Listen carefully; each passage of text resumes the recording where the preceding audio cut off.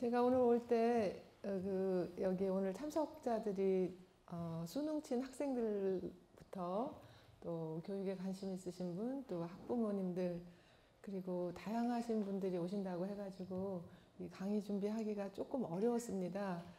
그래서 제 생각은 수능 친 학생들이 과연 올까? 그런 생각도 들고요.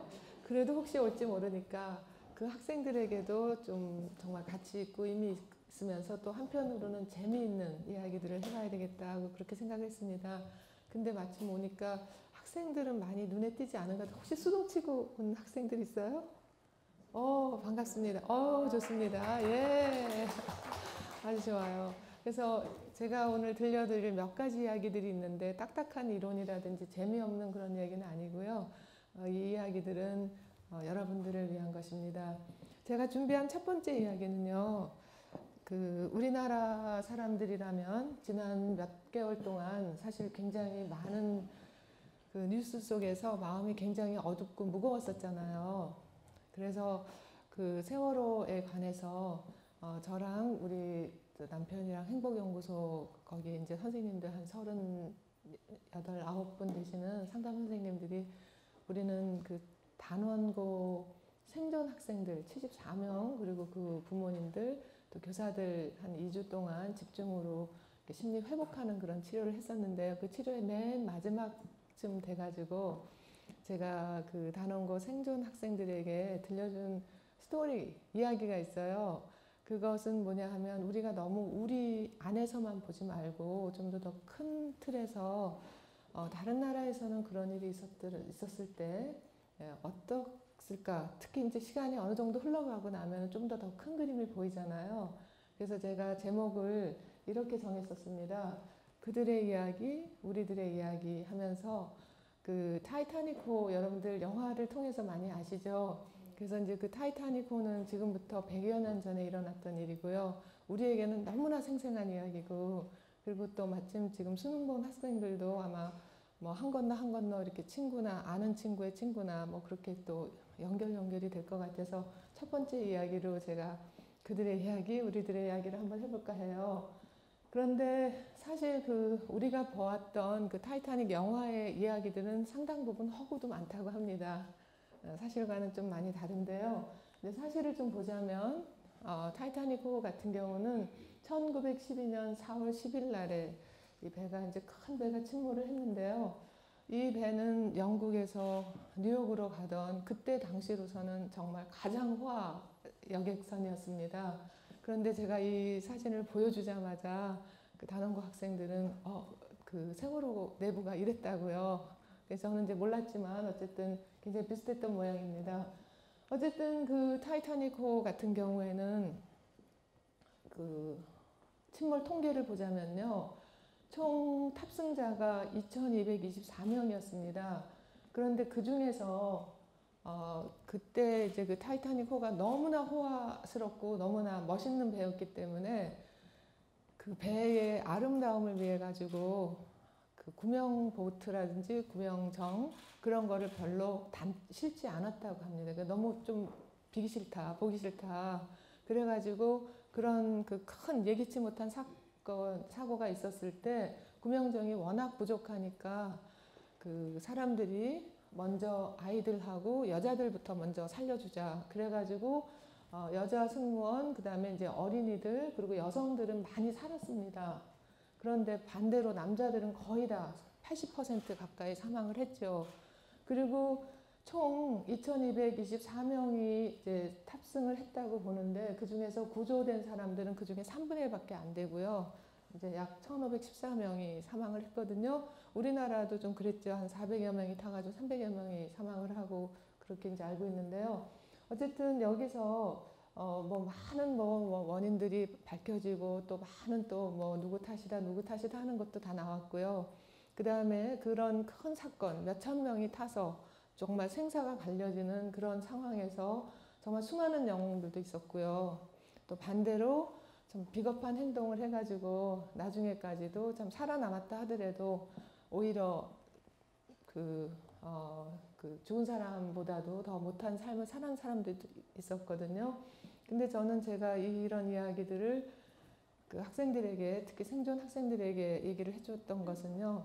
우리가 그때 당시에, 지금도 그렇지만 그 대부분의 사람들이 이제 너무나 여기에 대한 대비가 없었고, 그 다음에 이 이야기, 그러니까 이 사건을 우리가 사건에서 어떤 교훈을 얻을 것인가, 거기에 대해서도 조금 많이 한쪽으로 많이 치우쳐진 것 같아서 저는 조금 더 크게 멀리 보려고 했던 거예요.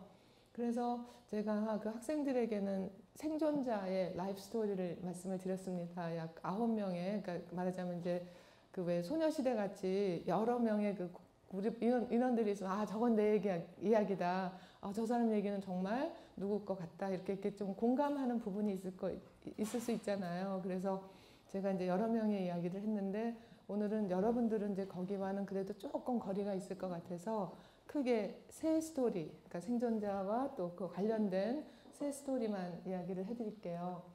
네, 이렇게 많은 영웅도 있었지만 그렇지 않은 사람도 있었습니다. 그래서 그렇지 않은 사람부터 먼저 제가 말씀을 드릴게요. 이렇게 많은 영웅들이 있었습니다. 자, 이제 살긴 살았는데, 그런데 별로 존경을 받지 못한 사람의 예로서요.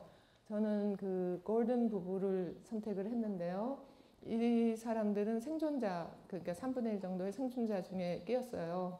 근데 이 사람들은 돈이 굉장히 많았거든요. 그 아내는 의상 디자이너였고, 남편 코스모스는 부유한 사업가라고 합니다. 돈이 굉장히 많았죠. 그런데 이제 사고가 나고, 그 다음에 구명정에는 이제 어린아이와 여자 승무원, 여자 승객들을 먼저 태워서 막 내보내고 하니까 이 사람들은 돈으로 자기네 목숨을 살려고, 그래서 이제 매수를 해가지고 구명정 하나를 얻었습니다. 그래가지고 거기다가 자기네 둘이 타고, 그 다음에 자기네와 함께, 옛날에는 하인들도 같이 다녔잖아요. 그래서 이제 자기네 하인들 태우고, 그리고 자기네는 살겠다고 했는데, 이 구명보트에 정말 최대 인원을 다 태우면은 한 3, 40명도 탈 수는 있었거든요. 그 영화에서도 아마 보셨을 거예요. 무게가 가라앉지 않도록 사람들이 물에 막 매달리고 막 이랬는데, 이 사람들은 딱 자기네만, 말하자면 자기 부부하고 자기네 그 하인들만 딱 태웠어요. 그리고 태우고 보니까 바다 물에 잠옷이 있는 걸 보고, 저기 예쁜 잠옷이 있다. 그렇게 얘기를 하더라는 거죠. 그러니까 지금 사람들이 막 죽어가는데 이 사람 눈에는 사람들보다는 예쁜 잠옷이 더 아까웠던 모양입니다. 그런데 어쨌든 이분들이 살았고, 그리고 이제 런던으로 다시 돌아왔을 때, 사람들은 이 부부를 굉장히 냉대했다고 그래요. 그러니까 정말 다른 사람들은 다 살고 싶은 마음이야 같았을 텐데, 그래도 어린애들, 그래도 힘없는 사람들, 여자들에게 그 양보를 했는데 이제 자기는 살아왔다고. 그리고 이분들은 그렇게 잘 살지도 못했다고 합니다. 사업도 실패했고요. 그리고 이웃이나 친구들도 다 등을 돌렸고, 또 심지어는 자기네 부부마저도 이혼을 하고 그렇게 사망을 했다고 합니다. 다른 스토리 하나 해드릴게요. 이거는 좀 극적으로 반대인데요. 이 가족의 이야기는 타이타닉호에서 아버지도 있었고 아들도 있었고, 그래서 부자가 한꺼번에 사망을 한 거예요. 그러니까 이제 미망인이, 말하자면 아들의 엄마이기도 하고 또 돌아간 남편의 부인이기도 한 그런 그 어머니 엘리노르가 정말 너무 기가 막히죠. 하루아침에 자기 아들도, 그러니까 27세였고요. 그때 당시, 사고 당시 아들이 27살이었고 아들은 하버드대 졸업생이었다고 합니다. 그리고 남편은 아주 굉장히 성공한 사업가였는데요. 그 둘을 동시에 이제 잃고 정말 경황이 없었을 텐데, 그런데 이 어머니는 뭐 막 누구를 원망한다든지 뭐 한탄을 한다든지 그렇게 하지 않고, 내가 어떻게 하면 나의 아들의 삶, 그리고 또 나의 남편의 삶을 좀 더 가치 있고 의미 있게 할까, 그렇게 하다가 어떻게 생각했냐 하면, 자기네 전 재산, 그때 당시에 200만 불이면 뭐 지금 수십억보다도 훨씬 더 클 거예요. 굉장히 큰 돈을 기증을 해서 자기 아들이 다녔던 하버드 대학교에 그 도서관을 지었다고 합니다. 근데 제가 꽤 오래됐어요. 한 15년, 20년 전쯤에 이제 미국에 살 때 제가 그 하버드 대학을 갔었는데요. 마침 이 도서관 앞을 지나가게 됐었어요. 그때가 아주 굉장히 더운 한여름이었습니다. 근데 지나가다가 아주 재밌는 광경을 봤는데 거기서 아이스크림을 주더라고요. 공짜로. 그래서 왜 아이스크림을 공짜로 줄까 방문객들에게.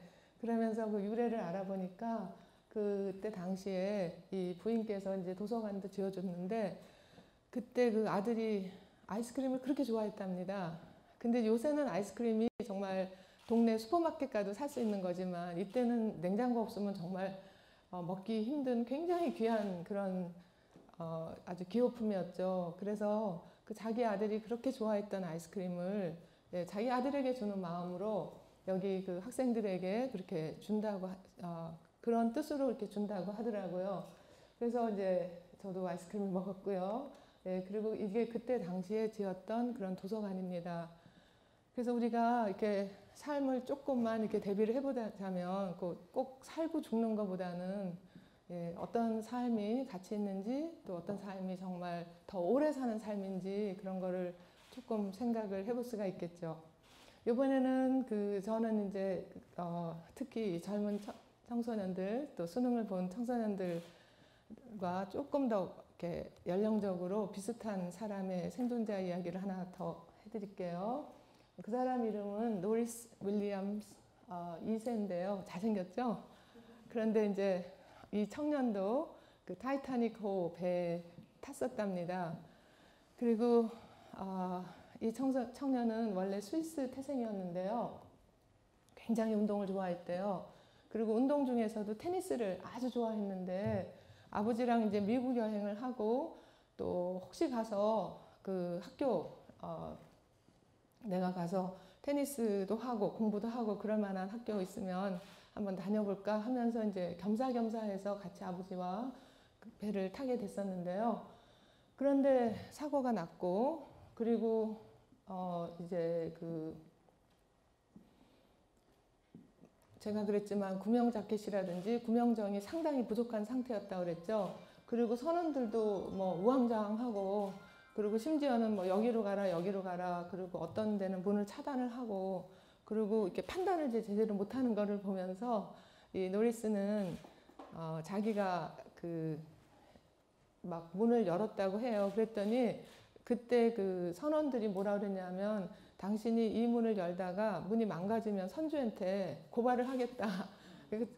그 중요성을 모르는 거죠. 이 사람은 사는 게 더 중요한데. 그래서 이제 그 사람을 밀치고 나와가지고 보니까는 구명자켓이 하나밖에 없는 거예요. 근데 자기 아버지는 연세가 좀 더 많았겠죠.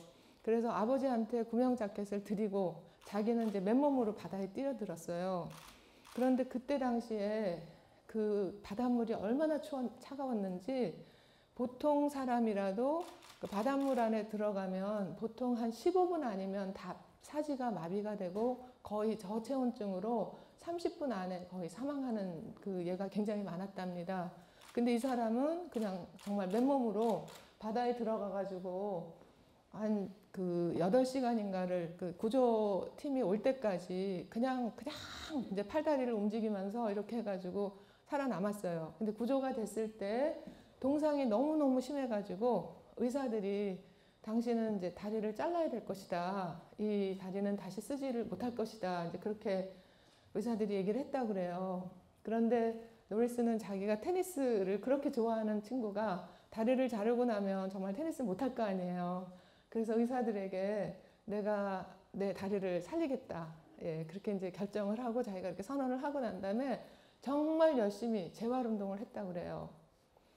너무나 놀랍게 정말 동상 걸린 다리를 정말 열심히 재활 운동을 해가지고 그래서 다리를 자르지 않았을 뿐 아니라 같은 해에 테니스 경기에서 금메달을 받았습니다. 우승을 했어요. 그리고 이제 이 학생은 물론 이제 하버드 대학교 들어가서 공부도 하면서 역시 이제 테니스도 많이 했는데 계속해서 테니스 선수로서 US 경기에서도 우승을 했고 1914년, 16년, 20년에 연속으로 해서 계속 그 테니스 선수로서 아주 많은 그 승전을 거두었고요. 그리고 1924년에는 올림픽에서 테니스로 금메달까지 받았다고 합니다. 그래서 이제 이게 그 테니스 선수로서 그러니까 타이타닉호에서 생존을 했는데 그래서 제가 학생들에게 평소 운동을 하는 것이 정말 이럴 때 큰 도움이 된다. 이제 그런 이야기를 했는데요. 어쨌든 이 윌리엄스는 이렇게 테니스 선수로 이제 성공을 하고 난 다음에 그 다음에 2차 대전이 있을 때, 그러니까 1913년부터 26년까지는 테니스 경기에서는 이제 가장 명예로운 경기죠. 데이비스 컵 팀에 들어서 거기서 굉장히 활약을 했다가 US 육군에 입대를 했고요. 1차 대전이군요. 1차 대전 때 이제 미국 육군에 입대를 했고요. 그리고 훈장도 받고, 그리고 제대를 한 다음에는 또 은행 투자자로도 굉장히 성공했고요. 그리고 22년 동안에 펜실베니아의 역사 연구회 회장을 맡으면서, 그리고 결혼은 누구랑 했냐면 미녀 테니스 선수 그 여자친구랑 결혼해서 3남 1녀를 뒀고 77세까지 잘 살았다고 합니다.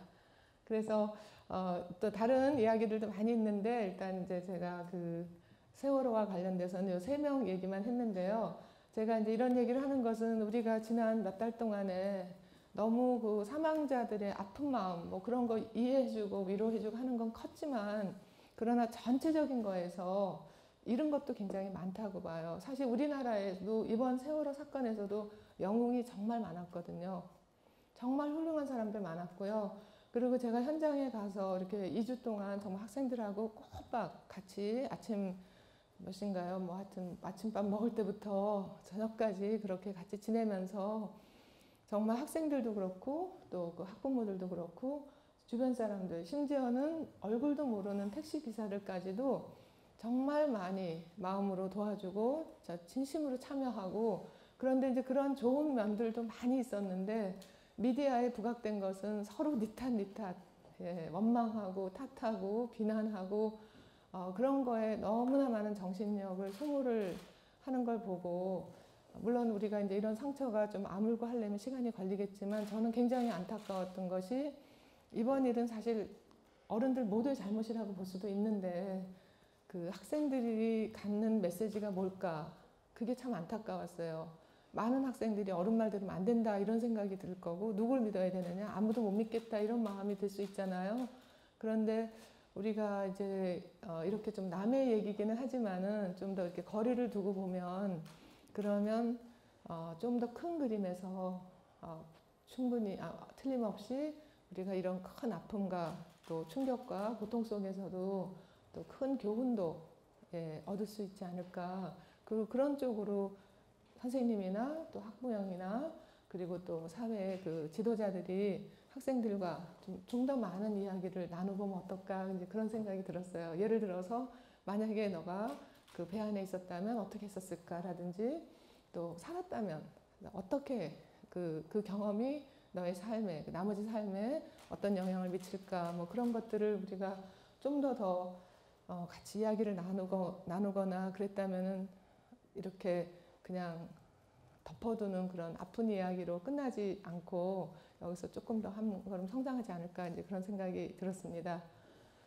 자, 그러면 이번에는 제가 다른 이야기를 하나 해드릴게요. 또 스토리인데 괜찮겠어요? 예, 이번에는 카나다의 형제 이야기를 해드릴게요. 실화입니다. 그리고 마음이 아프거나 무겁기보다는 좀 더 역시 또 굉장히 큰 비전을 줄 수 있는 그런 이야기인데요. 역시 제가 청소년을 비롯해서 또 일반인들, 그리고 학부형들, 그리고 교사나 또 전문가들에게도 어느 정도 서로 이렇게, 그러니까 다들 각자가 조금씩 받아들일 수 있는 그런 이야기로 꾸며봤습니다.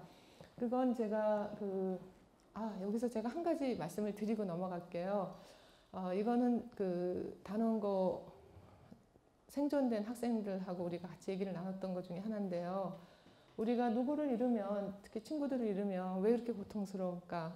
여러분들 생각에 물론 세월호와 직접 관련은 안 됐다 하더라도 살다 보면은 가족이나 혹은 친구나 혹은 아는 사람들 중에서 이렇게 사망을 하게 되면 굉장히 고통스럽죠, 그렇죠? 안 그런가요? 고통스럽죠, 그렇죠? 우리 남의 일도 막 눈물이 날 때가 있잖아요. 그런데 가까운 사람일수록 더 그 고통이 클 텐데 왜 고통스러울까요? 누굴 잃으면, 특히 친구를 잃으면.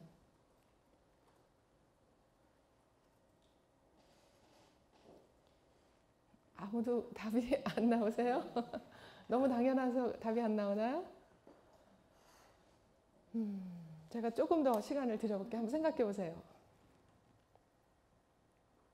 왜 고통스러울까요? 아, 내가 힘드니까. 예, 그것도 맞죠. 정말. 예, 내가 힘드니까. 예, 맞습니다. 또,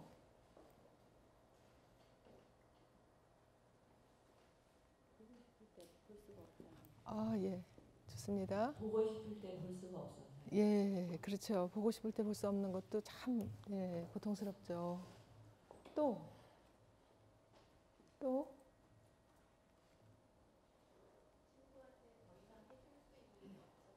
그렇죠. 친구한테 정말 옆에 있으면 같이 모두 사주고, 예, 이야기도 나누고 할 텐데 더 이상 해줄 수 없어서, 예, 그게 굉장히 안타깝고 아쉬울 수도 있겠죠. 또요. 친구의 괴로움이 전해져 와서. 친구의 괴로움이 전해져 와서, 예, 그럴 수도 있죠. 예, 맞아요.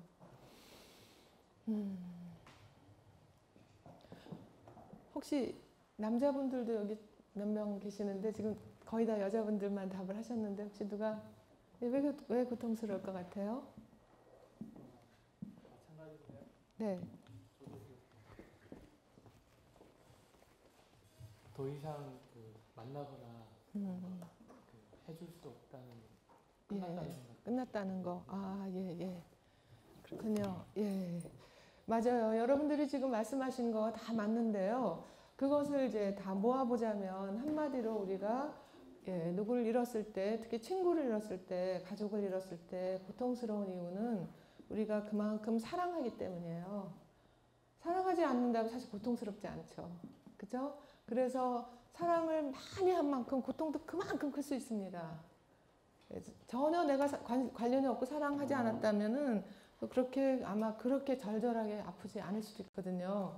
그래서 미국에서는 저는 미국에서 한 26년 살았거든요. 근데 미국에서는 이제 가끔씩 학교에서 왜 총기 사건으로 막 학생들이 식당에서 밥 먹다가 그 왕따 당하던 학생이 갑자기 총 들고 와갖고 막 그럼 갑자기 몇 명이 죽고 그러는 경우도 있죠. 아니면 수학여행 가다가 차가 이제 이렇게 전복이 돼서 그러는 경우도 있고 그럴 때 이제 바로바로 학교에서 학생들에게 이런 그 애도와 그런 상실과 애도의 작업을 충분히 할 수 있도록 그런 프로그램들을 많이 대비를 하거든요.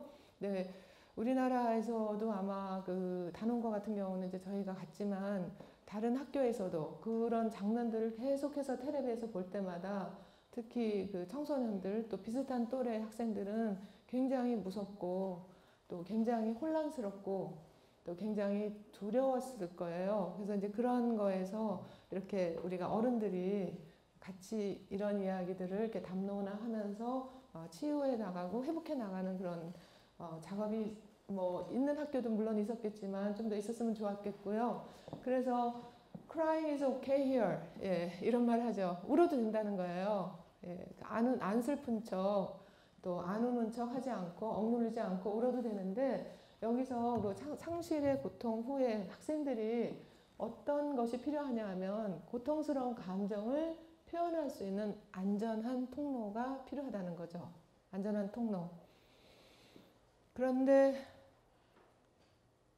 이거 얘기는 이제 구체적인 얘기는 우리가 안 하기로 약속을 했고 그렇게 그것을 우리가 먼저 선언을 하고 얘기를 했기 때문에 무엇을 했다 이런 얘기는 하지 않겠지만 사실은 그 안전한 통로가 때로는 미디어에 의해서 방해될 때도 있거든요. 그래서 이제 여기 미디어에 관련되신 분들도 계시겠지만 사실 그런 부분에서는 또 특히 학생들이 겪는 또 생존 학생들이 겪는 그 절절한 고통에는 우리가 어느 정도 보호막을 쳐줄 필요도 있어요. 그래서 제가 맨 처음에 그 학생들 생존 학생들을 만났을 때 시점에는 사고가 난 후에 벌써 한 열흘이나 지난 후였거든요. 그래서 그때 제가 처음 학생들에게 그 제안을 했던 것이 인터넷이나 휴대전화 예, 다 끄고 뉴스를 차단하시라 이랬어요. 차단하지 않으면 그런 장면, 소식, 뭐 안타깝고 화나고 억울하고 슬프고 그런 소식을 보고 할 때마다 더 트라우마가 계속 마치 화상 입은데 또 불을 대고 또 불 대고 하는 그런 그 고통이 가중될 수 있으면 나중에 회복하기도 그만큼 어려워지기 때문에 다 그런 걸 차단하라 그랬거든요. 그 대신 이제 저희와 같이 있을 때는 정말 안전하고 편안한 상태에서 고통스러운 감정을 표현할 수 있게끔, 그리고 슬픔, 미안함, 죄책감, 분노, 그리움 같은 것들을 여러 가지 통로, 즉 그림이나 글쓰기, 시, 사진 활동, 운동, 그런 걸로 표현하는 것이 굉장히 도움이 되고요. 그 다음에 놀랍게도 여러분이 그런 상황에 무슨 노냐 하겠지만 사실은 놀이는 회복에 아주 회복 탄력성에 매우 매우 큰 도움이 됩니다. 운동도 마찬가지고요. 그래서 여러분들이 가끔 보시면 전쟁터에서도 아이들은 놀거리를 찾거든요. 공이 없으면 돼지 오줌보라도 가지고 축구를 하고 하는데 그것 자체가 심리적으로 굉장히 극도의 불안감과 또 극도의 우울감을 조절할 수 있는 굉장히 아주 안전한 치료제가 됩니다. 그래서 놀이는 굉장히 도움이 되고요. 그리고 공동 제식, 그러니까 리추얼이죠.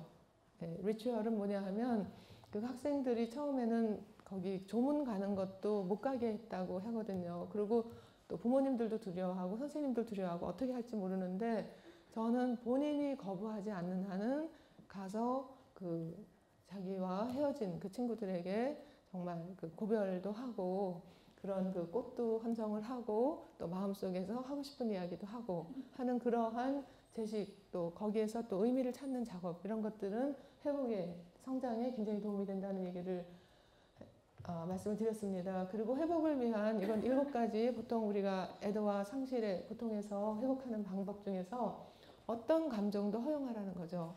심지어는 아무 감정도 안 느끼는 것 자체도 허용할 수 있습니다. 어떤 친구는 진짜 아무것도 안 느낄 수 있어요. 못 느낄 수 있어요. 그냥 무감각, 무감동, 그냥 멍하고 그냥 얼얼하고 그럴 수 있거든요.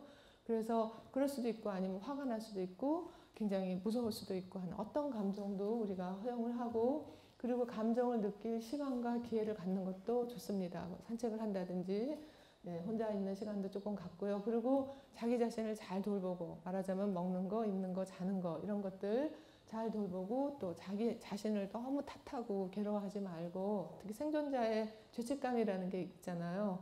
그 생존자들은 그런 큰 사고 후에는 자기가 직접 그 사건에 관련이 되지 않고 자기가 직접 뭔가 나쁜 일을 하지 않았다 하더라도 그 생존자의 죄책감이라는 게 있다고 하거든요. 그걸 목격만 해도 아니면 같이 배를 탔는데 왜 나만 남았을까?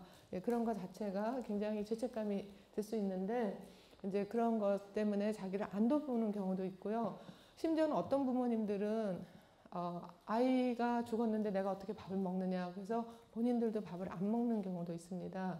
그럼 이제 그럴 때 저희가 치료를 할 때 어떻게 하냐면, 그러면 죽은 아이가 만약에 그 죽은 아이의 영혼이 만약에 지금 그 아이를 생각하면서 밥을 안 먹고 괴로워하고 자기 자신을 탓하는 엄마나 아빠를 본다면 그 아이의 기분이 어떨 것 같아요? 그러면 대개는 그렇게 생각을 못 해봤다는 거죠. 아까 말씀하셨듯이 본인의 고통만 생각하기 때문에. 그리고 내가 이런 거 먹는 게 내가 무슨 염치로, 무슨 내가 낯으로 밥을 먹냐 이러지만, 사실은 정말 그 죽은 영혼이, 죽은 자녀가 만약에 본다면 엄마, 아빠 행복하게, 건강하게, 열심히 정말 잘 살아주세요. 그게 저희가 바라는 거예요. 아마 그렇게 말할 수 있을 거거든요. 그래서 자기 자신을 막 안 돌보고 자학하고, 예전에 그 성수대교에서 그 자녀를 잃은 어떤 분이 계속해서 술을 마시다가 이제 술로 인해서 사망을 하신 그 아버님도 있었다고 제가 얘기를 들었는데요. 그것은 이제 본인이 그렇게 해서라도 뭔가 자기가 죄책감을 달래보려고 그런 마음은 이해가 되지만, 같은 마음을 또 다른 방식으로 훨씬 더 긍정적이거나 건설적이거나 그렇게 표현할 수 있는 방법도 있거든요. 그리고 그다음에 함께 슬퍼하고 위로할 친구나 지지 그룹을 갖는 것 굉장히 중요하고요. 그리고 마음을 밝고 편하게 하는 긍정적인 곳에 눈을 돌리는 거, 예를 들어서 꽃이나 애완동물이나 혹은 자연, 그 큰 어떤 대자연이나 시나 그림 이런 것을 보면서 시야를 좀 더 크게 갖는 것도 굉장히 회복 탄력성에 도움이 됩니다. 그래서 이런 것은 그런 사건을 겪은 사람만이 아니라 평소에 우리가 이런 거를 조금만 대비를 해놓는다 하더라도 언제 누구에게 닥칠지 모르기 때문에 정말 도움이 많이 돼요. 그래서 사실은 조금 이거는 사담이긴 하지만요. 제가 몇 년 전부터 이런 대형 그 국가적인 혹은 대형 그런 재난을 대비해서 마치 그 왜 뭐 지진이 일어나거나 화재가 일어나면 구급차가 와서 응급처치 하잖아요. 그죠? 골절 환자가 있으면은 막 움직이지 않고 뼈가 더 부러지지 않도록, 아니면은 또 출혈 환자가 있으면 지압 그 압박붕대를 한다든지 이렇게 응급처치만 제대로 해도 나중에 이제 제대로 치료를 의료진한테 받을 때 훨씬 후유증도 적고 빨리 치료가 간단할 수 있는데, 의료적으로 그런 거와 마찬가지로 감정적으로 정서적으로도 감정 응급 처치라는 게 있거든요. Emotional First Aid. 그래서 EFA라고 하는데, 그 EFA 교육을 제가 이제 작년에 플랜을 하고 올 4월에 제가 그 무료 교육을 했는데, 우연의 일치였겠지만 그 세월호 사건하고 거의 같은 시기였습니다. 그래서 거기서 이제 200명 그 무료 훈련 받은 이제 그 상담사나 그런 교육자들이, 또 그 중에 자원자들이 우리가 가서 이제 도움을 줬고요. 앞으로도 그 EFA는 저랑 저희 남편이 해마다 한 차례 두 차례씩 우리가 무료 교육을 할 겁니다. 관심이 있으시면 배워놓으시면 자기한테도 도움이 되고 또 주변 사람들에게도, 마치 그 심폐소생술 같은 거 배워놓으면, 또 아니면 그 왜 수영 이렇게 구조하는 그런 것도 있잖아요. 물에 잠시 아주 잠깐 사이에 그런 익사 사건 같은 게, 사고 같은 게 일어났을 때 잠깐이라도 그 심폐소생하는 거 이런 거 배워놓으면 굉장히 도움이 되죠. 네, 그래서 이제 그런 것이 도움이 굉장히 되고요. 그리고 강한 감정이 일어날 때 안전한 의식, 예를 들어서 어떤 분은 그런 걸 했다고 그래요. 이제 자녀가 둘이 있고 세 번째 아주 늦둥이를 낳는데, 그 늦둥이가 100일을 못 지나고 죽었대요. 그 아기도 죽을 수 있잖아요. 그러니까 이제 온 가족이 엄마, 아빠, 그리고 위에 있는 언니, 오빠가 다 그 아기만 생각하면, 동생만 생각하면 너무 슬프고, 그런데도 또 가족끼리 서로 거기에 대해서 말하는 거에 대해서 서로 굉장히 또 두려워하고, 그럴 때 그 아빠가 이렇게 제안을 했대요.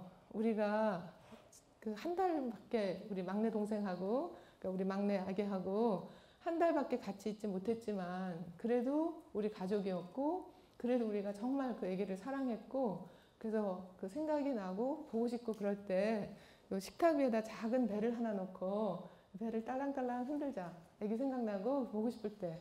그러면 뭐 딸랑딸랑 소리를 들으면 천국에서 천국에서 그 아기의 영혼이 우리 가족이 지금 나를 생각하고 있구나 하면서 그 아기 웃음소리로 들리지 않겠냐, 이제 이렇게 하니까, 그러고 난 다음에는 아이들도 동생 생각날 때마다 그냥 엄마 눈치 보고 아빠 눈치 보고 뭐 이러는 게 아니라 식탁에 가서 딸랑딸랑 이렇게 하니까, 그럼 식구들이 다 지금 천국에서 우리 아기가 보고 있겠구나, 같이 이렇게 그러니까 우리와 한 가족으로 있구나 하는 그런 걸 느끼면서 굉장히 위안을 받았다고 하거든요. 그래서 그렇게 아주 간단한 제식을 한다 하더라도 굉장히 가족이 회복하는데 도움이 많이 됩니다. 그리고 술에 의존하지 말라는 거.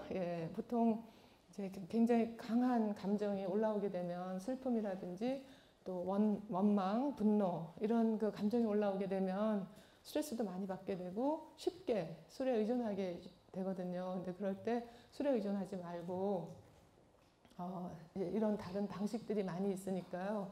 그 회복 탄력성 그 훈련 중에요. 네덜란드에서 해저 탐사 팀들이 왜 그 바닷속에 깊이 들어가가지고 작업하잖아요. 이제 그러다가 그 작업하던 이 기계 그 장치가 망가져가지고 거의 사경을 헤매다가 이제 겨우 구조가 됐다고 해요. 근데 이제 트라우마를 입었겠죠. 그쵸? 막 거의 물속에서 죽을 것 같은 그런 공포와 고통 속에서 있다가 이제 겨우 구조가 됐는데, 그 구조된 그 해저 탐사반들이 그 유조선에서 작업하던 이제 그런 사람들인데요. 그런 사람들이 구조가 됐을 때, 그때 이런 심리적 응급치료 팀들이, 그러니까 심리치료 팀들이 가서 이제 그분들에게 정말 심리 응급치료를 하고 난 다음에, 그 다음에 요만한 종이 쪽지를 하나 줬대요. 이렇게 이런 A4 용지 한 장 정도 되는 그 종이 쪽지에다가 요런 몇 가지 있죠. 이렇게 해라. 그리고 술에 의존하지 마라. 술에 의존하지 마라. 이제 그런 그 몇 가지 지침이 있는 종이 한 장씩 주고 갔다는 거죠. 그랬는데 그 종이를 받은 사람들 있죠. 그분들이 4년 뒤에 다시 그 팔로우업을 해봤더니 정말 아무도 술에 의존하지 않고 잘 그 트라우마에서 회복이 됐더라는 거예요. 그래서 어떻게 그 회복을 했느냐, 뭐 무슨 심리 치료를 받았냐 그랬더니 하나같이 하는 얘기가 주머니에서 이렇게 꺼내가지고 그 종이 아주 나달나달하게 다 4년 동안 그 종이를 피면서 정말 힘들 때마다 이걸 펴서 봤다는 거예요. 그리고 아 맞아, 술에 의존하면 안 돼. 아 맞아, 내가 꽃을 보고 내가 나무를 보고 동물을 보고 친구한테 연락을 해야지. 뭐 이런 것을 그런 간단한 지침만 가지고도 그걸 붙잡고 마치 밧줄을 붙잡고 이렇게 동굴을 혹은 절벽을 기어 올라오듯이 그렇게 했더라는 거죠. 그래서 그런 몇 가지 지침만 있어도 우리가 예기치 않은 그런 큰 사고나 그런 큰 트라우마를 입었을 때 도움이 됩니다. 그리고 회복과 성장의 가장 확실한 길은 남을 돕는 것입니다. 이타적인, 이것은 많은 연구 결과, 아까 제가 말씀을 드렸죠. 그 하버드 졸업생 엄마가 평생 울고불고 평생 그 원망하고 살 수도 있었겠죠. 그렇지만 자기 재산을 자기 남편과 아들이 가장 정말 그들의 삶을 가장 가치 있고 명예롭게 해줄 수 있는 방법을 더 많은 학생들에게 공부할 수 있는 기회에 도서관을 만들어주고 아마 그 어머니는 우울증에 걸리지 않았을 겁니다. 그런데 아이고 내 팔자야, 내가 하루아침에 남편과 자식을 다 잃었구나, 이런 사람은 대부분 아마 굉장히 그 나머지 삶을 가치 있게 살지 못할 수도 있거든요. 그래서 이타적인 행동, 뭐 자원봉사라든지 환경운동이라든지 또 그와 관련된 일, 다른 일을 하더라도 그것은 굉장히 도움이 됩니다. 그래서 요거는 이제 어른들에게 좀 해당이 되는 얘기고요. 이번에는 학생들에게도 재밌을 만한 그 아까 제가 말씀드렸던 카나다 그 학생, 그 카나다 형제에 대해서 얘기를 해드릴게요. 혹시 계속해도 될까요? 아니면 뭐 잠깐 질문을 받고 할까요? 마지막에 할까요? 지루하지? 그럴까요? 지루하지 않으세요? 네, 이번에는 조금 재밌는 밝은 얘기를 할게요. 네. 자, 제가 아주 그 고위험군 학생들을 한 학기 동안 자원봉사로 자원 담임 선생님을 맡았던 적이 있어요. 그 김정은도 무서워한다는 중2 여학생들입니다. 그리고 학교에서 정말 선생님들도 다 두 손 두 발 다 놓고 이제 뭐 어떤 방식도 안 된다는 그런 학생들을 제가 자원해서 담임을 맡아가지고 아침 7시부터 하루 종일 같이 4개월 한 학기를 같이 보냈는데, 그때 그 학생들에게 일주일에 2번씩 이렇게 지구 시민 이야기라고 수업 시간이 있었어요. 지구 시민 이야기라고. 그래서 이제 그 레파토리가 굉장히 많은데 그 중에 제가 선정한 이야기를 들려드릴게요. 오늘 그 지구 시민은 그런데 참 누구냐 하면 이건 제가 그 정의를 내리기를 말하자면 그런 역경이라든지 혹은 어려움이라든지 그런 것을 극복하고 딛고 일어서서 자기의 능력을 더 많이 키워가지고 많은 사람들과 정말 이타적으로 많은 사람들과 나누는 사람을 제 나름대로 지구 시민이라고 이름을 붙였어요. 그래서 이제 지구 시민의 이제 레파토리가 많이 있는데 그 중에 한 이야기를 해드릴게요. 그 오늘의 주인공은 이 형제들인데 카나다의 형 이름은 마크고요. 동생 이름은 크레이그입니다. 그러면 이 형제들은 어떤 일을 했길래 지구 시민으로 제가 선정을 했을까요? 혹시 들어보신 분 있으세요? 마크와 크레이그 형제? 예. 이 사람들은 요즘 사람들이에요. 예, 아까 같이 그 100년 전 사람들이 아니고 요즘 사람들인데, 자, 이야기의 시작은요, 1995년 4월 16일에 이제 시작이 됐는데요. 그때 당시에 카나다의 12살짜리, 그러니까 초등학교 6학년 학생이었던 크레이그가요, 아침에 엄마 아빠가 신문을 식탁에서 보다가 직장을 가고 자기가 아침을 먹다가 엄마 아빠가 보던 신문을 그냥 보다가 우연히 눈에 확 들어온 기사가 있었어요. 그 기사 제목이 뭐였냐면 파키스탄의 12세 소년이 살해당했다는 그런 기사였어요. 그런데 크레이그도 당시 자기가 12살이었거든요. 그러니까 그 12살이 딱 눈에 들어온 거예요. 나도 12살인데 왜 12살짜리 아이가 그 살해를 당했을까? 그래가지고 이제 기사를 자세히 보게 된 것이죠. 그랬더니 그 기사에 어떤 이야기가 있었냐 하면 파키스탄의 익발 마시라는 아이가 굉장히 가난한 집에서 태어났다고 그래요. 그래서 너무너무 가난해서 먹을 게 없으니까 부모님이 굶지라도 말아라 하면서 4살 때 카펫 공장에 팔았다고 하거든요. 얼마에 팔았냐면 단돈 12,000원에. 12,000원에 이제 아이를 카펫 공장에 팔았는데, 그러면 아이들이 도망갈까봐 이제 이렇게 족쇄, 현대판 노예죠. 그래서 아이들이 꼼짝도 못하고 하루 종일 쭈그리고 앉아서 이렇게 카펫을 짜도록.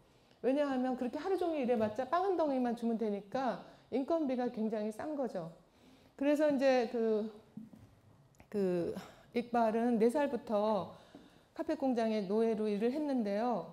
그런데 거기서 1년이 지나고 2년이 지나고 3년이 지나고 굉장히 배가 고프고 얻어맞기도 많이 하고, 그런데 얘가 가장 바랬던 것은 뭐였냐 하면 학교에 가고 싶은 거예요. 자기가 너무너무 공부가 하고 싶었어요. 그런데 이제 뭐 공부는 꿈 같은 얘기였죠. 학교 가는 것도. 그런데 정말 다행히 얘가 10살 때쯤에 그 인권운동가들 있잖아요. 이런 아이들을 또 구출해주는 그런 사람들에 의해서 구출이 됐습니다. 그래갖고 드디어 이제 학교에 가게 됐어요. 얘도.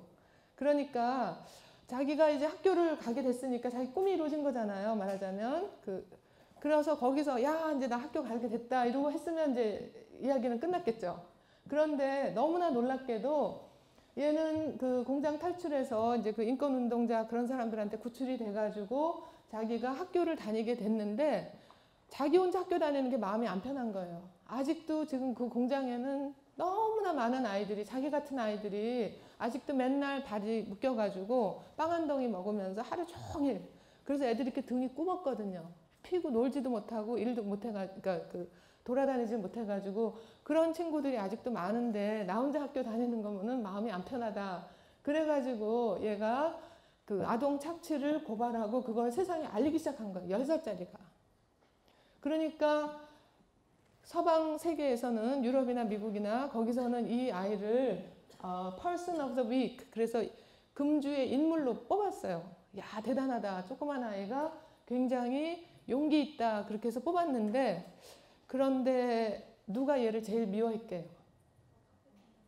그렇죠. 카펫 공장 주인이 제일 미워하죠. 왜냐하면 이런 것이 알려지게 되니까 파키스탄 그런 데서 나온 카펫을 사지 말자 불매 운동이 일어났거든요. 아이들의 노동을 그렇게 착취해서 파는, 그래갖고 그 이익을 카펫 공장들이 착취하는 그런 카펫은 사지 말자 하고서 불매 운동이 일어나니까 그 카펫 공장 주인들이 이제 모여가지고 얘를 살해를 아주 무참하게 한 거예요. 근데 그 사건을 크레이그가 보게 된 거죠. 카나다에서. 정말 수천 마리 떨어져서, 그것도 우연히 아침 밥을 먹다가 식탁에 있는 거를. 그래가지고 크레이그가 깜짝 놀란 거예요. 세상에 이런 일이. 그러니까 얘는 그때까지 10살, 12살 이런 아이들은 그냥 노는 게 그냥 일인 줄 알았어요. 그리고 밥은 늘 있는 거고 학교는 당연히 가는 거고 이렇게 알았는데, 아니 세상에 이런 일이 있다니. 그래가지고 너무나 놀라서 이게 사실인가 믿어지지가 않아가지고 학교 가서 도서관에 가서 막 찾아본 거예요.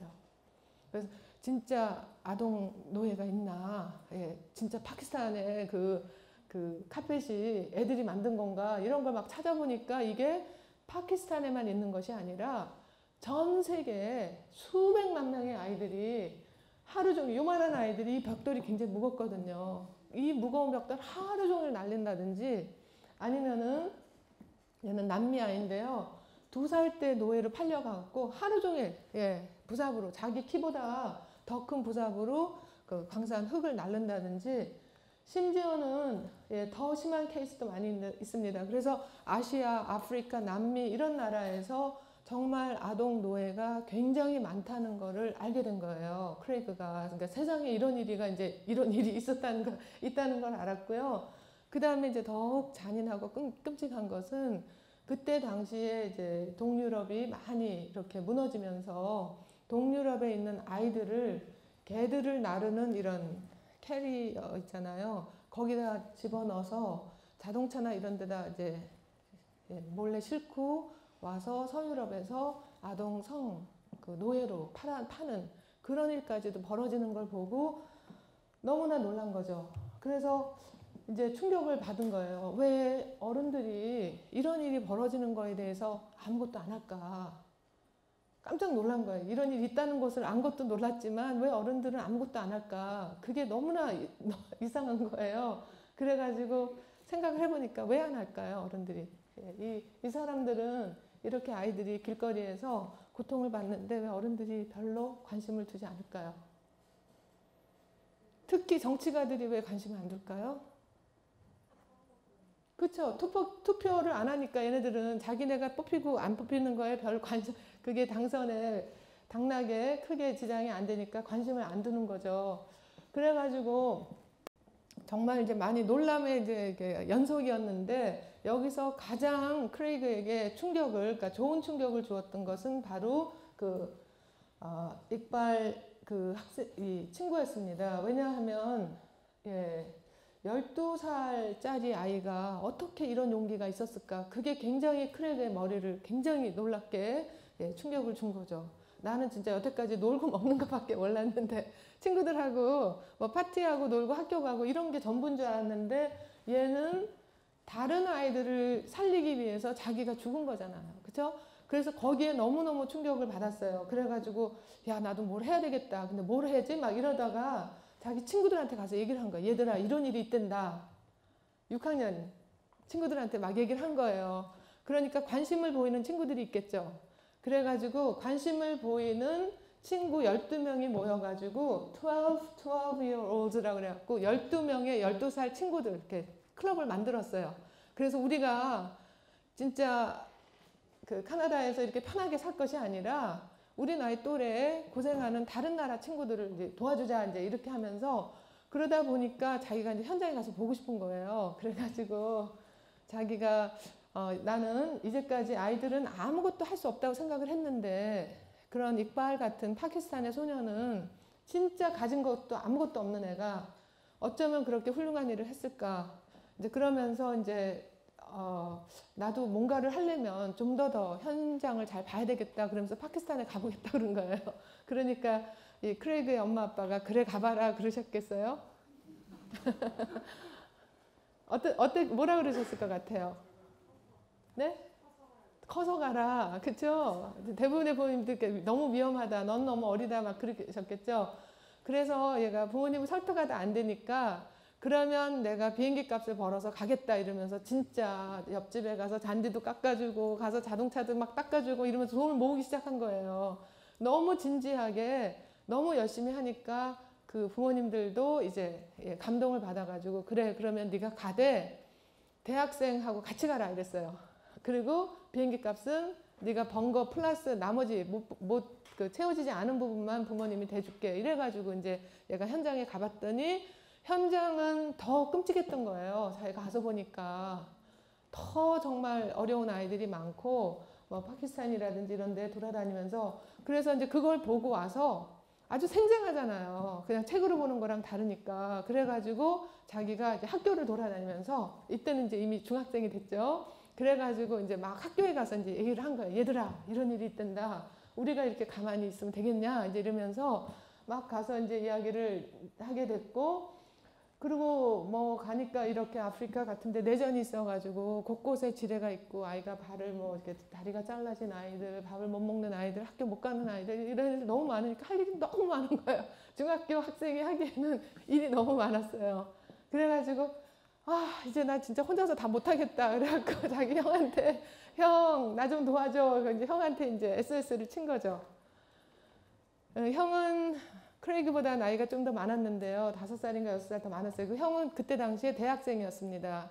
근데 그 형은 또 어떤 형이었냐 하면 마크라 그랬죠. 그 형은 어땠냐 하면 이게 당시에 그 형인데 대학생이었던 형인데 오케이 내가 너 도와줄게 그랬어요. 대학생인데 이제 중학생 저기 동생한테 도와줄게 그랬는데 그 형은 13살 때부터 환경보호운동을 했고요. 중1 때 환경보호를 했습니다. 그리고 직접 방콕 빈민가에 가서 에이즈 환자를 직접 자기가 돌봐줬고요. 아프리카 케냐에 가서 여성 공동체를 만드는 데 기여를 했습니다. 그 형이 그 동생이죠. 그래가지고 이런 일을 하다 보니까 내가 정말 사람들을 도와주려면 뭔가 실력이 있어야 되겠다. 아는 게 있어야 되겠다. 그러려면 공부를 해야 되겠다. 그래 공부도 열심히 했어요. 그래서 어디 갔냐면 하버드 대학교 갔습니다. 그래서 하버드 대학교에서 여러 가지 장학금이 있지만 그 중에서 가장 명예로운 장학생이 로즈 장학생이라고 하거든요. 클린턴 대통령도 이 로즈 장학생이었죠. 뭐 정말 이 로즈 장학생이 되려면요. 일단 공부도 잘해야 돼. 이건 기본이에요. 공부도 잘해야 되지만 거기다 성실해야 돼요. 거기다 진지함도 있어야 돼요. 거기다가 이타적인 자세와 타인에 대한 진지한 관심과 거기다 몸에 힘도 있어야 돼요. 운동도 잘하고 힘도 있어야 돼요. 골골하면서 남 도와주겠다 이거 못하거든요. 그래서 이런 것을 다 겸비한 학생에게 주는 정말 명예로운 장학생이에요. 그래가지고 옥스퍼드 대학교에 가서 법대를 이제 장학금으로 졸업을 했죠. 그리고 카나다에 다시 돌아와서 온타리오, 카나다의 그 온타리오의 시민상을 받았는데 기록을 깼대요. 최연소. 그때 당시 27살, 그 다음에 캐나다의 지도자상도 28살에 받았어요. 그런 형이었었어요. 그리고 지금도 이제 형제가 같이 일을 하는데 어쨌든 그래가지고 둘이서 이제 아동을 구하자. Save the children. 이렇게 한 거예요. Free the children 했죠. 그러면서 이제 어른들한테 그냥 믿고 맡기지 말고 아이들을 구하자. 우리도 할 수 있다. 이제 이렇게 하면서 막 돌아다니기 시작한 거예요. 그래서 강연도 하고요. 이런 아이들을 이제 통계를 가르쳐 준 거죠. 지금 오늘도 전 세계 아동의 4분의 3이 75%가 배고픈 채로 잠이 드는데 이건 다이어트 하느라고 배고픈 게 아니라 정말 먹을 게 없어서 배가 고픈 채로 잠이 들고요. 내일 아침에 눈을 떠도 내일도 먹을 게 없을 확률이 크다는 거죠. 그게 전 세계 4분의 3. 그런데 일반적으로 한국에서도 중산층 이상이면 거의 다 그렇지만 미국이나 카나다나 그런 데는 정말 먹을 게 너무 넘쳐나잖아요. 그러니까 이런 것이 불공평하다는 거죠. 그래가지고 그 아이들에게 희망을 주려면 우리가 이제 형제라는 그런 마음도 있고 그래서 Free the Children 재단을 만들었고요. 그러고 이제 막 돌아다니면서 이제 강연을 하기 시작했습니다. 이제 그때는 그 동생도 이제 고등학교 졸업하고 대학생이 됐고 그렇게 됐는데 이제 가서 초등학생들한테 이제 알리기 시작한 거예요. 얘들아, 니네 나이 또래 친구들이 지금 전 세계 아시아, 뭐 아프리카 뭐 이런 데서 이런 일을 한단다. 우리가 어떻게 도와줄 수 있을까? 그러니까 우리 집에 넘쳐나는 학용품이랑 신발이랑 옷이랑 장난감이랑 우리가 모아줄게요. 그래서 애들도 참여를 한 거예요. 그 다음에 중학생들한테 갔죠. 중학생들은 그 얘기를 들으니까 중학생답게 그냥 물건을 모으는 것만이 아니라 우리 이거를 좀 연극으로 해가지고 더 많은 아이들이 이런 이야기를 알게 하자. 그래서 그 익발 마시에 대한 그런 연극을 만들어서 자기네가 공연도 하고 막 이러면서 이제 알리기 시작을 했고요. 그럼 초등학교, 중학교 다음에 고등학교죠. 고등학교한테 또 이런 일을 알리니까 고등학생들은 그것을 좀 더 연극보다 한 단계 더 나은 한 단계 더 높은 그런 뮤지컬로 만들어 갖고 뭐 노래도 만들고 춤도 만들고 이러면서 이제 이 이야기들을 막 이제 이렇게 알리기 시작을 했습니다. 그 다음엔 누굴까요? 대학생이죠. 대학생들은 더 이제 조금 더 시간적 여유가 있고 하니까 더 많이 참가를 했습니다. 그래서 각국의 학생들에게 이렇게 학생들이 모여가지고 이제 학교도 지어주고 가서 자원봉사도 하고 그래서 정말 국경과 인종을 초월해서 같이 모여가지고 그 세계의 여러 고통받는 아이들, 특히 아동 노예들을 도와주기 위해 가지고요. 가서 학교도 지어주고 또 영어나 외국어도 가르쳐주고 같이 놀아주고 공부도 하고 수학도 가르치고 그런 활동들을 하고 있습니다. 그 다음에 누굴까요? 자, 초등, 중등, 고등, 대딩인가? 그 다음에 누굴까요? 이제 어른들도 참여를 해야죠. 왜냐하면 아이들도 하는데 우리가 가만히 있으면 부끄럽잖아요. 그래가지고 이제 어른들도 참여를 하기 시작해가지고 이게 여러 나라에 퍼지기 시작했습니다. 그러니까 카나다에서 시작을 했지만 미국 또 유럽에서도 이탈리아, 멕시코 이런 여러 나라가 참여를 하게 돼서 그래서 이 크레이그와 마크는 자기네가 갖고 있던 어떤 생각을 그냥 생각만 가지고 불쌍하다 이렇게 마음만 갖고 있었던 게 아니라 take action, 예, 행동으로 옮긴 거죠. 그리고 자기네 책도 썼어요. 이렇게 take action이 그 책이에요. 그리고 책 또 me to we라는 게 있는데 나에서 우리. 그러니까 보통 우리가 서구 개인주의에서는 다 나잖아요. 미미잖아요. 예, 내 거, 예, 내 거. 이런 식으로 나만 찾는데 미에서 그걸 뒤집으면 위가 되잖아요. 우리로. 그래서 이 책이 이 미에서 위도 이 형제가 쓴 책이에요.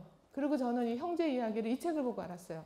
미국 갔다 오면서 공항에서 책을 이제 비행기 안에서 읽으려고 책을 선정을 했는데 너무나 재밌더라고요. 그래갖고 더 알아보니까 아주 놀라운 스토리가 막 자꾸 나오는 거예요. 그래가지고 제가 한국 청소년들에게도 알려주면 너무 좋겠다. 이제 그래가지고 제가 뽑은 지구 시민으로 이제 선정을 하고 했는데, 예, 이 현재 이 형제가 만든 Free the Children 재단은요, 전 세계 35개국이 참여를 하고 있고요. 그 다음에 100만 명의 아동을 구출했다고 합니다. 이 재단을 통해서. 그리고 그 형 있잖아요. 형이 법대 나와가지고 이제 국제법, 아동법 이런 걸 아니까. 그리고 많은 후원금이 들어오는데 그 후원금 중에서는 때로는 사무 직원들한테 주는 돈이 굉장히 많고 뭐 이런저런 막 홍보비 이런 게 많잖아요. 이 사람들은 정말 100% 주면 100% 아이에게 가도록 그렇게 그 운영을 이제 형이 하는 거예요. 그러니까 공부한 것을 거기다 쓰는 거죠. 아주 정의롭게 잘 쓰게 하기 위해서 그렇게 해서 많은 아동을 구하고요. 수십만 명의 자원봉사, 아까 했잖아요. 초중고 대학생 일반인까지 수십만 명의 자원봉사가 있고 수십억 원의 기금이 조성되어 있다고 합니다. 그래서 전 세계 아동과 청소년들이 참여하고 저는 한국에도 여기에 참여하는 학생들이 있으면 정말 좋을 것 같아요. 여기 같이 오신 학부모님들 아이들에게 수능 봤다, 대학 들어갔다, 그리고 시계 사주고, 요새는 시계가 아니지, 뭐지? 컴퓨터 사주고, 또 뭐 아이폰 사주고, 뭐 사주고, 이런 것도 물론 좋겠지만, 예, 거기서, 예, 본인이 또 만약에 그렇게 참여를 한다면 더욱 좋겠죠. 그래가지고 같이 참여를 한다면 정말 많이 성장을 할 거예요. 이것은 2010년에 위데이 행사였는데 캐나다에서 있었고요. 무슨 유명 아이돌 그룹이라든지 록 밴드 못지않게 정말 많은 대학생들이 모여가지고 크레이그 형제, 마크와 크레이그 형제와 같이 자기네가 이제 하는 활동도 막 보고하고 이런 아주 큰 성황리에 이제 행사를 했고요. 이 행사에서 이 형제가 뭐라 그랬냐면 우리는 shameless idealist라고 그랬어요. 부끄럽지 않은 이상주의자다. 보통 우리가 이상주의자 그러면은 뭔가 좀 그렇잖아요. 좀 뭔가 좀 부끄럽고 그런데 이 사람들 우리는 부끄럽지 않다. 우리는 이상을 정말 현실로 만들고 그리고 그걸 아주 당당하게 아주 자랑스럽게 우리 한다. 이제 그렇게 큰 행사를 했다고 합니다. 그래서 사실은 제가 청소년들한테 얘기할 땐 여기서 끝나요. 그런데 어른들한테 얘기할 때는 하나만 더 붙입니다. 슬라이드 하나 더 붙여도 될까요? 네. 예, 슬라이드 하나 더 붙이자면 제가 이렇게 지구 시민 이야기를 한 600 사례를 제가 수집을 했어요. 미국에 있을 때부터 쭉 수집을 했는데 다양해요. 남녀노소 다양하고 인종도 다양하고 스토리들도 아주 다양한 그런 지구 시민들을 컬렉트를 했는데 그렇게 하게 된 계기는 다른 것도 물론 많이 있겠지만 이건 이제 학생들한테 물어보는 질문이고요. 바로 Good Work 프로젝트의 연구 결과, 이거는 30-40년 동안 쭉 현재도 진행되고 있는 프로젝트인데, 연구인데요. 무엇을 연구하냐 하면 전 세계 각종 분야에, 그러니까 정치계, 또 학계, 혹은 스포츠계, 의료계, 생물학계, 혹은 미디어, 그리고 문화, 예술, 어떤 분야에든 가장 뛰어난 일을 하면서 동시에 자기도 행복하고 남도 행복하게 해주는 사람들. 그러니까 나만 잘 먹고 잘 살다가 아니라 자기가 정말 많은 능력을 키우고 많이 노력하고 해서 그걸 남과 막 아낌없이 나누고 하는 그런 사람들을 계속 연구를 하는 거예요. 그래서 그 사람들의 공통점이 뭐냐. 우리도 왜 반짝 떴다가 그 다음에 몰락하는 그런 사람들도 있고 아니면은 혼자 돈 움켜쥐고 있다가 쓸쓸하게 죽는 사람들 있고 가정이 막 파괴가 되는 사람도 있고 별별 사람 있잖아요. 근데 그렇지 않고 정말 아주 각 분야에 뛰어난 일을 하면서도 굉장히 행복하고 굉장히 성공적으로 사는 사람들을 연구하는 것이 Good Work 프로젝트인데요. 그 프로젝트에서 거기에 이제 그 대상자는 질적으로도 탁월해야 되고, 그렇지만 사회적인 책임감도 있고, 또 의미와 가치 있는 일을 하는 그런 사람들을 규명하고, 그런 사람들을 발굴해서 더 많은 사람들이 그 워크를 할 수 있게 돕는 대규모적인 그런 그 연구이거든요. 40년 동안 된 연구예요. 근데 그 중에 이제 그 리더인, 하월드 가드너 아시죠? 하버드 대학교 다중지능의 선구자이기도 하고요. 그 다음에 데이먼 교수하고, 특히 시카고 대학의 그 플로어로 유명한 칙스미애 교수님이 이제 저희 지도 교수님이었거든요. 제가 시카고 대학교에 있을 때. 그래서 그분이 하는 일을 먼발치서 보면서 제가 이제 한국에 오고 난 다음에, 아니, 오기 전에, 나는 이제 내 나름대로 저렇게 거창한 사람 아니더라도 정말 사회 곳곳에서 진짜 아름다운 일을 하고 정말 훌륭하고 가치 있는 일을 하는 사람들을 특히 이제 어린이나 청소년들에게 더 많이 알려주면 좋겠다. 그래서 이제 제가 지구시민 이야기를 꾸미게 된 것입니다. 네, 더 많은 이야기들이 있겠지만 이제 아마 과부하가 된 것 같고요. 이제 나머지 시간은 여러분의 질문과 또 그 간단한 뭐 서로 토론으로 해보겠습니다. 이야기는 여기서 마치겠습니다. 감사합니다. 네.